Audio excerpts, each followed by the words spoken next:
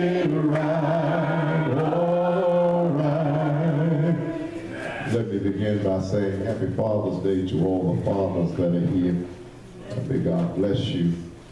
May God ever bless you. It's just good to be in the house of the Lord. See so many of our dear friend, Minister Thomas. It's just good to see him with his family here. Thank God for you being here. And also, my brother Stevie here, his family's here, the Meeks has family here, all of you that have your family here with you. And I have half of my clan. I have the oldest and the youngest, and 3 of the grandchildren. Yana was with us yesterday, so I had half of my posse yesterday. Heard from the other 2 this morning from text. So it's good to be, it's just good to be around good men. Our text for today is Ezekiel 22:30. And I sought for a man among them that should make up the hedge and stand at the gap before me for the land, that I should not destroy it. But I found none. God is looking for a few good men. Now notice what I say, God's looking for a few good men. He's not looking just for a man. And women, that's a good thing for you all to learn. Don't just be looking for a man, be looking for a good man. It's interesting to me, Richard, that women get to be honored just by virtue of being mama. You know, mamas don't have to do anything to be loved and respected. They just have to be mama. But on fathers, we got to prove that we are worthy of that respect. It's almost automatic. It doesn't matter what happens. Mama is great. But dad has always got to continually work at being great. But what are the prerequisites of being a good father? Being a man, first of all, you have to be a good man to be a good father. You have to function as a man. One of the problems we have now in our society is there's not enough good men out here. There are 3 kinds of daddies. There's sorry daddies, the ones that get the babies but don't take care of them. There's sugar daddies, the ones that want to be taken care of. But then, thank God, that third group, there are spiritual daddies that not only do they procreate, they provide when they procreate. And even when the circumstances are such that he and the baby mama don't make it, he still takes care of his child. He still spends time with his child. So this message is really not for the men sitting here, because we have some good men. We have some very good men. We have young men that have unfortunately had to go through some things in their lives. But one thing I noticed is the young men here have their children with them. They have their wives with them. So this message is really not for you. It's for you to tell somebody else how to be a good man. Now the problem with being a man is you got to understand, you got to function like a man, you got to take responsibility like a man, you got to think like a man, you got to act like a man, you got to work like a man. All those are prerequisites to being a good father.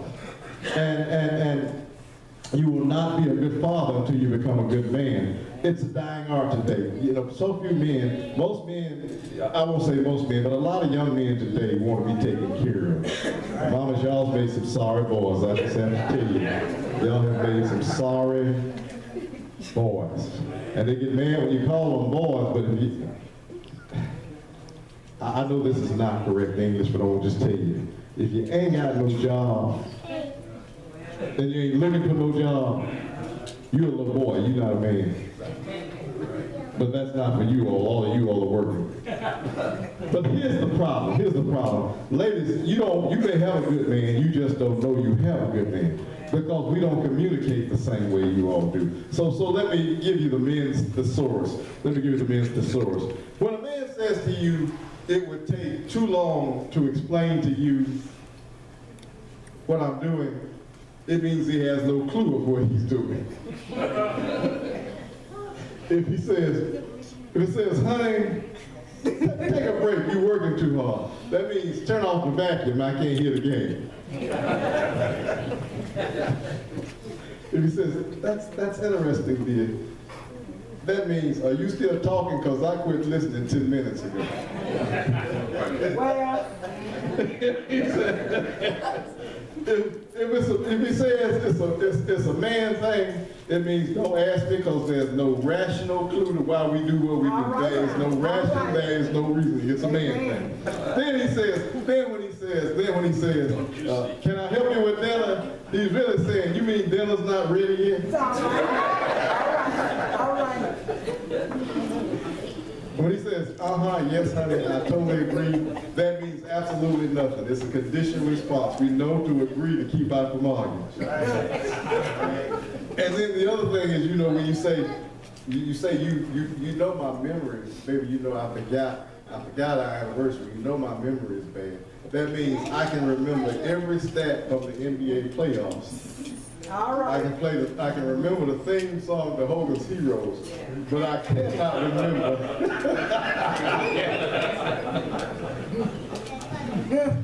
If he says I can't find that, it means if you don't put it in his hand, he's not going to see it. And then finally, when we say I don't remember saying that, what we mean is anything that I have said 6 months ago is inadmissible in this argument. In fact, anything I said more than 7 hours ago is null and void. It cannot be brought back into the argument. So now you understand. So when you have a conversation, you'll know what we're talking about, because sometimes we don't communicate the same way.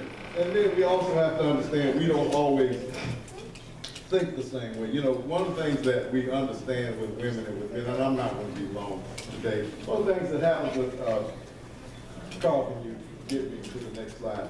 Remote's not there. One of the things we also need to remember is God made us uniquely different for a reason.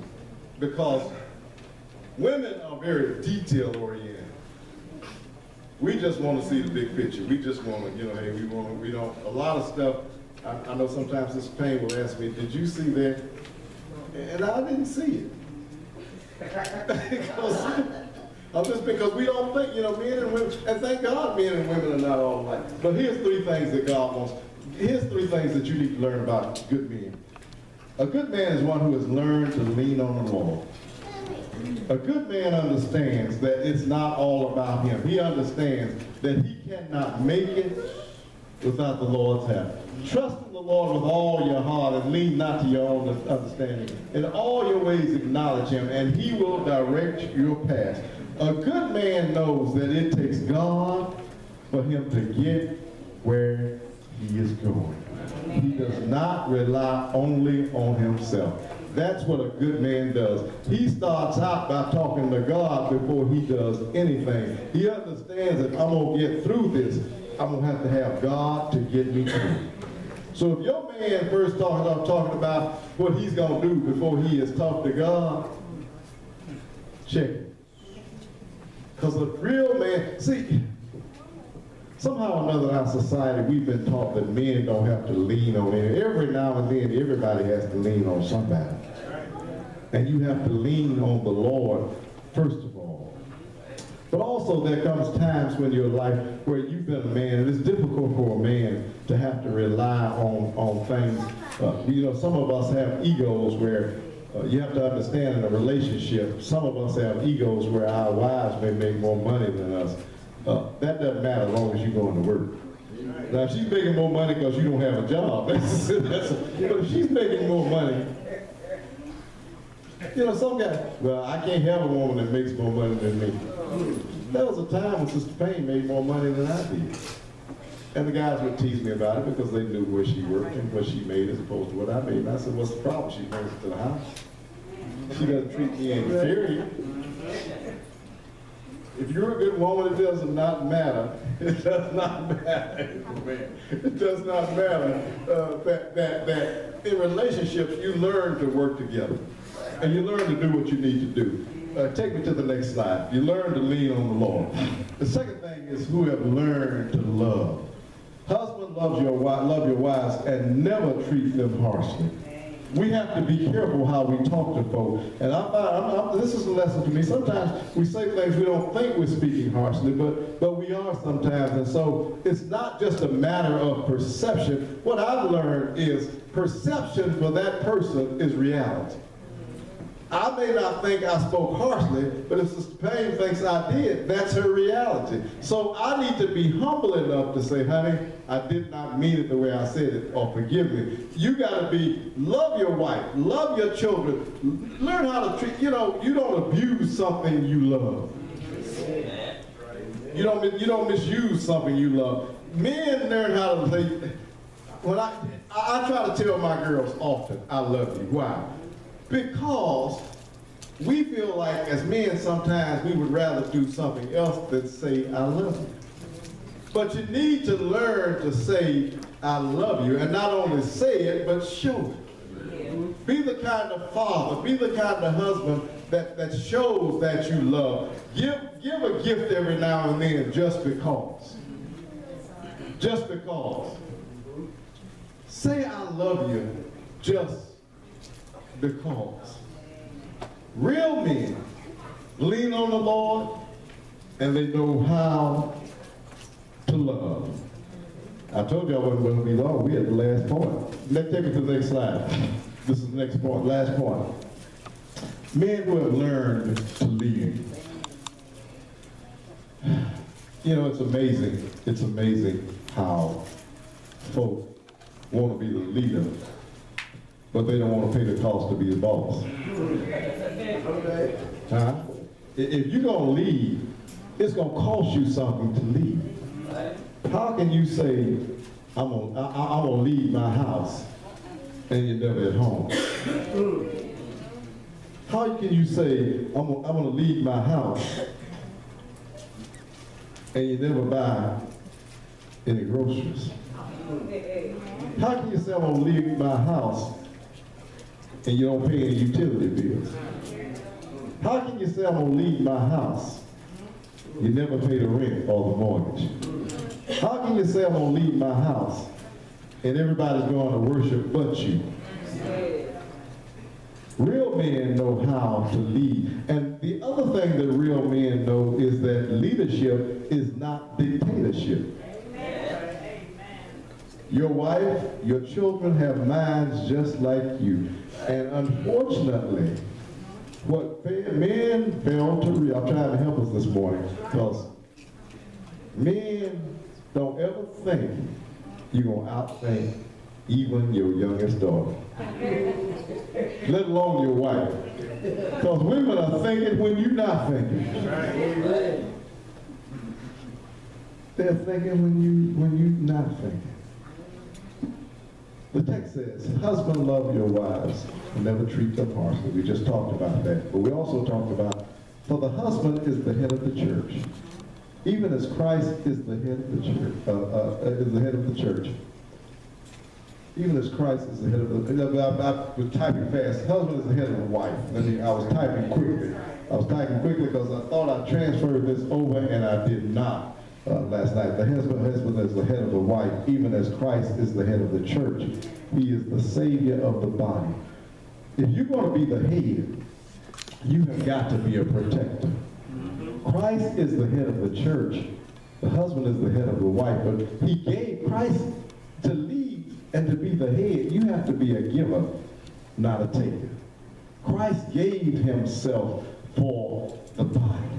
He was the head, but he is not the dictator. Every one of us that come here today come because we have a choice. It's not because you have to come.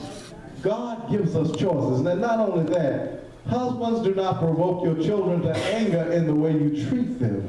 Rather, bring them up with the discipline and instruction that comes from the Lord. Even with your children, you have to talk to your children in a way that they're not afraid of you and that they're not intimidated. I want my children to respect me, but I do not want them to be afraid of me. I want Sister Payne to respect me, but I also want her, I don't want her to be afraid of me. You don't get to be a leader by being a bully. One of the things they told us in leadership classes on my job is, one of the things you have to understand is that when you start dealing with the staff, Your authority comes from above, but your power comes from beneath. If you don't know how to manage people, you can have all the authority in the world, but folk have to give you the power. That's right. And you have to learn how to work with people so they are willing to give you the power to do what you need to do. You know why when folk will give you power? When you empower them. When you let them do what they need to do. I talked about it last week. Everybody's not that fortunate. Everybody's not that fortunate. Every church does not have deacons. Every church does not have elders. But my firm policy here is we have elders for a reason. I don't teach classes because we got elders to do that. I don't worry about the money because we got deacons to do that. If you ask me right now how much is in the checking account, you'd have to kill me because I don't know. That's their job. And just like they entrust me with the pulpit, I entrust them to do their job.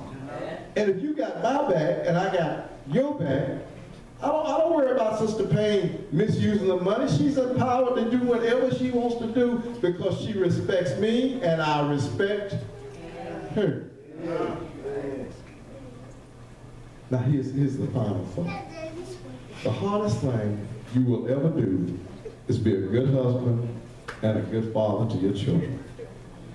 Real men know that headship isn't being the boss, it's about loving leadership. The Bible, interestingly, calls the woman the weaker vessel. That's not an insult, rather it's a compliment because it's not that she's less valuable, rather she is more fragile. And they need a strong yet loving leadership. Now, some people may be offended by that, but the Bible says she's the weaker vessel. But let me give you an analogy. If you buy, when you buy material, which is more fragile, silk or corduroy? Silk is more, thank you. Silk is more fragile. Which is more valuable? So here's what I'm trying to show you. Men are corduroy. Amen. Women are silk. Amen. That's just the way it is. Because as much as I love this congregation, if every sister decided tomorrow they wasn't coming back, brothers, we wouldn't be having a church. Because you need some women. But on the other hand, if all the men said they were leaving tomorrow, sisters, we would be, because it takes both of us. It takes both of us. It takes both of us. And you have to watch. When I said you have to watch how you talk to your wife, because and I tell you, women are thinking when we're not thinking. This man had this wife, and she did something that was not very wise, and she was a beautiful woman. He said, I don't understand, because God, he said, for the life of me, I can't understand how God made you so beautiful and so stupid at the same time. He said, I don't understand. She said, well, he made me beautiful, so you love him. He said, well, why in the world did he make you stupid? She said, so I love you.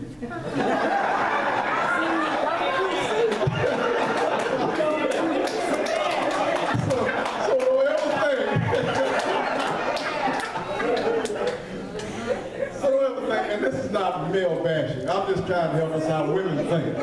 So if you understand how women think, even though it's a sermon about men, it's Father's Day, you have to understand how women think. And women, you have to understand how men think. And it works well when you don't overstep your bounds. When you work together and you complement each other and you work together, it's a beautiful thing. Now, in conclusion, before I extend the invitation, give our men some love, because we got some good men. This message is not about any man. I don't know a man who can attend this congregation that does not take care of his family, that does not take care of his business, and we're blessed. Even these young men bring their wives. If they're not married, they bring their girlfriend. If they don't have either one, they bring their children. And that's to be complimented. That doesn't go unnoticed, because that's not something you see every day. So we thank God for you. Now, God, there's no better father than Jesus, God the Father. God the Father. And God the Father sent his son, Jesus, that we might have a right to the tree of life. All we need to do is that believe it with all of our heart, that Jesus came that we might have a right to the tree of life, and that he died for us. And then Peter said in Acts chapter, then after you're baptized, you become a Christian, you become a part of a family, and you have the same Father. Don't let anybody think God loves them more than he loves you. He loves you just as much. And as we make mistakes, God forgives us. He doesn't, one of the things we have to be mindful though is folks make mistakes and then we think, well, it's over because we say forgive me. It is over with God, but the consequences are still there. So don't think God doesn't love you just because you are going through the consequences of a decision you made. Folk will make you think that because a good father, he forgives his children, but they still have consequences for the actions. Because if you go through life with no consequences, then you think everything you do is all right. Then the second thing we need to understand is we're going to always make mistakes. Learn to say, I'm sorry. Learn to ask for forgiveness. As a good father, I've apologized to my daughters. I was the best father I could be at that time, but that doesn't mean I was as good a father as I should have been. So I learned to apologize. There's nothing wrong with apologizing and saying I did the best I could, but at that point, at this point, and see, hindsight is 20/20. I can do a lot of things differently now than I did then, but I didn't have the information I have now. Follow me? So that still doesn't mean I don't need to apologize to the kids. Girls have told me. Galen and Monica and the girls teach me, you were a different daddy with Anaya than you were with us. Well, I was a younger daddy. And you learn that everything you think is important may not be important. So you pick your fights. You learn that you don't have to be thumb on everything. You give people some choices. They'll decide what they need to do. And that's what God does with us. He lets you make whatever choice you want to make. He doesn't force you to do anything. But he provides for us in spite of it. Now here's the key as we get ready to stand. When God gives us choices, we can make any choice we want. When we make a bad choice, his rain still falls on what? The just and the unjust. But when you make the right choice, he will open the windows of heaven and pour you out a blessing that you won't be able to receive. Let us stand. What can